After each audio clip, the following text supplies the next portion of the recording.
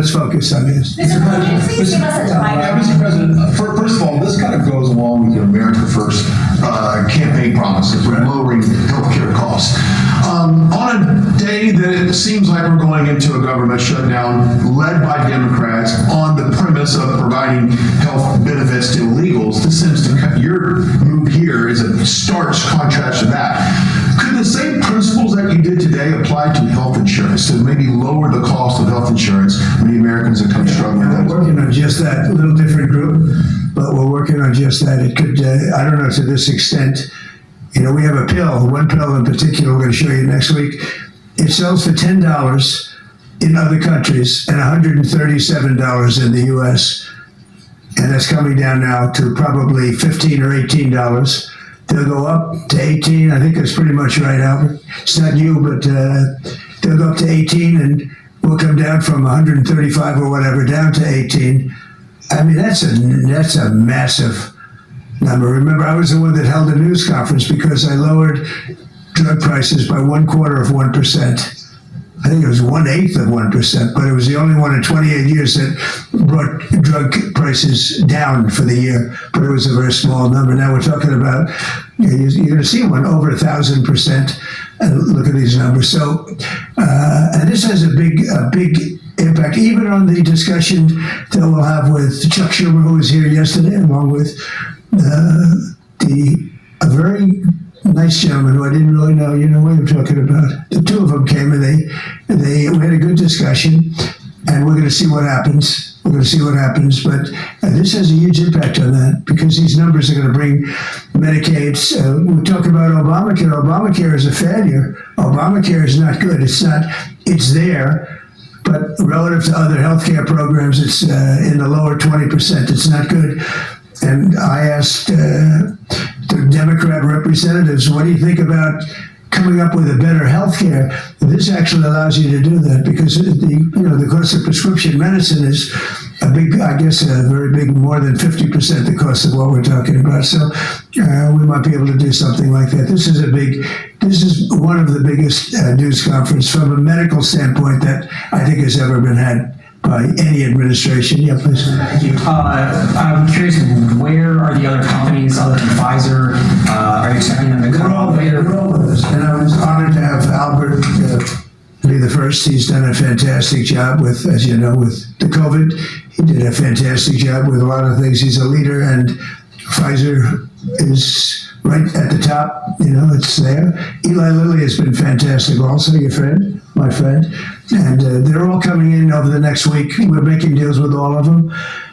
And I said, if we don't make a deal, then we're going to tariff them an extra 5, 6, 7, 8%, whatever the difference is, and we'll take it that way. So we took away the advantage by the fact that we have tariffs. We took away the advantage that they would have of just saying no and we couldn't do anything about it. If they do that, what we do is we put a tariff on them of an equivalent amount, and we take it that way. And nobody wants to play that game. So they're going to be, they're all going to be good. We didn't have to mention that to Albert. Well, maybe I whispered it to him very slightly. You know, we had to give ourselves a little bit of an advantage.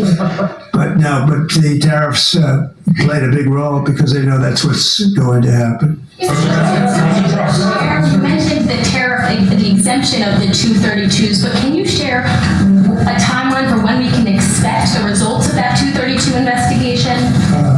Let Howard answer that question, please. Sure. So while we're negotiating with these companies, we're going to let them play out and finish these negotiations because they are the most important thing to the American people. So we are standing by, helping, and working with them. But the driver of the 232 outcomes is our HHS team because, I mean, look what they've accomplished today. So we are on their side helping them. That is the model that's going to drive them. And you have to understand, Albert's spending $70 billion that he wouldn't be spending because of the tariffs, let's say, and other reasons. I think he liked the winter of November 5th, in all fairness, but because of the tariffs. And that wouldn't happen. He's not going to pay any tariffs because when he moves here, there are no tariffs. So he won't be paying tariffs. That's the beauty of it. If you move here, there are no tariffs. And we have over $17 trillion, Albert. So you can believe these numbers? So Biden had less than $1 trillion for 4 years. we have over 17 trillion for essentially 8 months. Pretty amazing. When will prices come down, Mr. President? When can Immediately. It'll start coming down. Drug prices? Well, they'll start immediately. Mr. President, can you speak to what impact you think this reduction in drug prices will have on midterms coming up? I think it's going to have a huge. I said if we can pull this off before midterms, I've wanted to do it from the beginning, from my first day in first term, and we were doing so well. We had the greatest economy we've ever had. Everything was good, and then we're ready to do this, which is complex and big. It's big. It's a big change. But what happened is COVID came. And we focused on COVID. We focused on COVID very hard with Albert, with the other companies, with everybody. Regeneron was a great thing. You know, we did a lot of therapeutics that were fantastic. And so we focused on that. And I said, if I pull this off again, the first thing I'm going to do, and you know, we've been working on this for 8 months. It's a very big deal. This is a big shock to the system. But it's not as much as I said. They're going to go up. The world is going to go up a little bit. We're going to come down a lot. But now it's fair. We're going to be paying the same thing. Yeah. President Trump, in your first term, when you cut the price of insulin, Biden later came in to try to steal credit for that. Do you worry that the Democrats are going to try to steal credit for these historic cuts? That's I really appreciate your question because I did. I cut the price of insulin down to $35. And the problem is with many of these things, in this case it's going to be pretty quick, but oftentimes you'll do something medically because of the process, and it won't be seen for 2 or 3 years. That happened also with, I could say 4 different things, but just if you talk about insulin, so it was 200, 300, 500, and you couldn't get it, and I got it down to 35. And I said, I hope I win the next election because otherwise whoever wins is going to take credit for it. Well, what happened is we did win the election. We did great. But unfortunately, it didn't work out that way from a practical standpoint. And Biden, when I saw him get up and take credit for the $35 and even less insulin, that was 1,000% lower than what it was just previous. Boy, I tell you, I didn't like it. I didn't like it. So I did the best I could to let him know we did it, because we want to be given credit. But we are the ones that got insulin down to that number, and you're right. They tried to take credit for it. They had nothing to do. In fact, they didn't even know what happened. All of a sudden, the insulin price kicked in at $35, and they asked Biden about it. He had no idea what the hell they were talking about. But after they explained, and they didn't really explain to him because he was not capable really of understanding. But when they went out and talked about it, they acted like it was a great feat by, but it had nothing to do with him. And it continues, and we'll get it down even further. But insulin was, the people weren't taking it, I would imagine. They couldn't take it. God bless you, Bobby. I hope I didn't catch COVID just there. Don't you have Paxlovid? He's got Paxlovid. Give me a Paxlovid immediately. While Nancy Pelosi is ignoring what you're doing for the American people, she's going after your administration for cutting taxpayer-funded healthcare for illegal aliens. Last night, Nancy Pelosi, she went on NBC last night, dropped a bunch of F-bombs, told Republicans to go F themselves. Has she lost her mind? We have done an unbelievable job medically. Just this, if you did nothing else, we've done a lot like the insulin. But just this, nobody can ever catch this. This is the biggest price reduction times, maybe 10 times, 15 times than has ever been given before. And this is going to have a huge impact. You know, as I said, Obamacare is not a good thing. It's been bad. And I'd like to make it better. I told them, I spoke to a lot of people, a lot of Democrats recently. I said, why don't we change it? We can make Obamacare much better. We could come up with a new system that would be much better, less expensive for the people and better. This is maybe the biggest breakthrough because, you know, when you're talking about the prescription drugs, that's a big part of it. So we're going to look, this is prescription, but we're going to be looking at that. We can come up and through this whole thing, you know, because, I don't know, we'll probably have a shutdown because one of the things they want to do is they want to give incredible Medicare, the Cadillac Medicare to illegal immigrants. And what that does is it keeps them coming into our country, and like they do in California, and no country can afford that. No country. And we have the border stopped up, we have it closed, we have nobody for 4 months, zero people came in. That wasn't me, that's me, by the authorities who happen to be liberally oriented. But just think of that. We have people offering health care to people all over the world that they can't afford to pay. And that's the Democrats. And what happens, what that does is it brings people into the country because they want to come in for the health care. But no country can afford it. And they can't afford it. So we cannot allow them to charge tremendous amounts of money for health care for people that aren't even citizens. And in many cases, they come in from prisons, jails, and mental institutions. And we can't let that happen. So we have a big fight over that. We have a fight over open borders. They still want open borders. We're having a fight over men and women's sports, if you believe it. You would have thought they would have learned. That's not a good issue. And we have a fight in transgender, as you know, transgender for everybody. And that, when you talk medically, that's a lot of money too. That's a lot of, those operations are bad. So those things are also being discussed right now. I mean, can you imagine we're actually talking about open borders, and we now have a great border, and we have a great country. Our country was dead 1 year ago. Now we have the hottest country anywhere in the world. Big difference, yeah. What does it say about the state of the Democrat Party when they have a 33% favorability rating on average in recent months, and they're willing to shut down the government over healthcare? They are shutting it down. We're not shutting it down. We don't want it to shut down because we have the greatest period of time ever. I told you, we have $17 trillion being invested. So the last person that wants it shut down is us now. With that being said, we can do things during the shutdown that are irreversible, that are bad for them and irreversible by them. Like cutting vast numbers of people out, cutting things that they like, cutting programs that they like.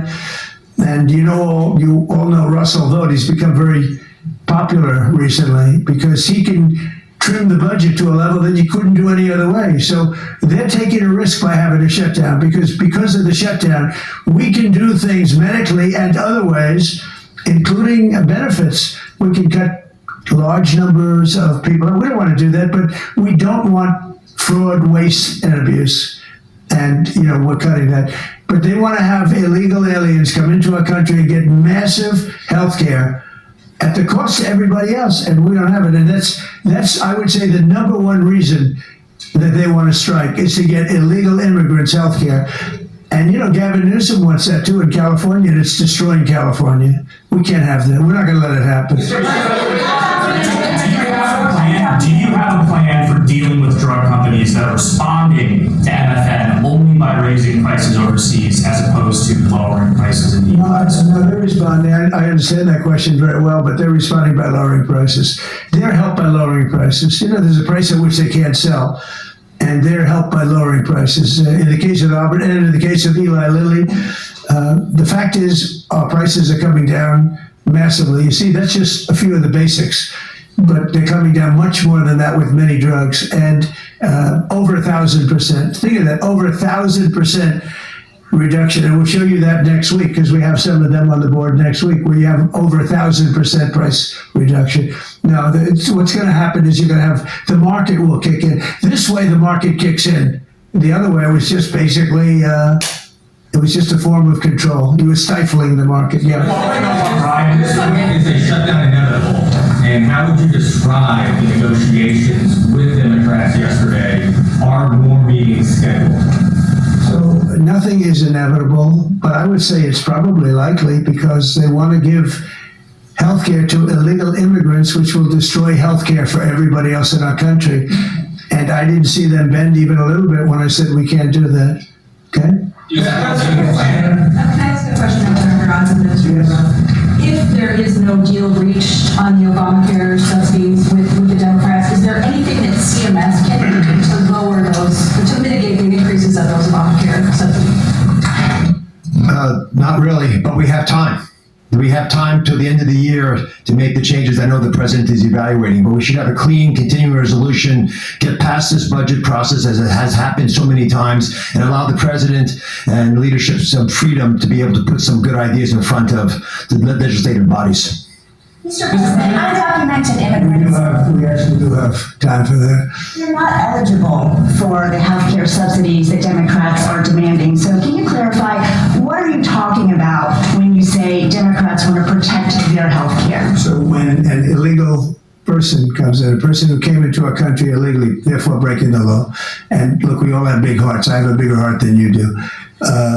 They're all breaking the law, and they're coming into our country. And we just, as a country, cannot afford to take care of millions of people who have broken the law coming in. We want them to come into our country, but we want them to come in legally. Now we have a strong border, very strong border, thanks to Christie and Tom Homan and the whole group. They've done an amazing job at the border. I mean, we had a border that was reckless. We had a border that was a disaster. They were coming in by the millions. I say 25 million people. You're saying less, but I say 25 million people came in illegally. And no system can take care of the health care of all of those people that came in. Now, a lot of them have gone out. We have over 11,000 murderers. We got many of them out. Many of those people have been taken out of the country, brought back to where they came from. In some cases, put in prison because they're so dangerous. We don't want to take them out.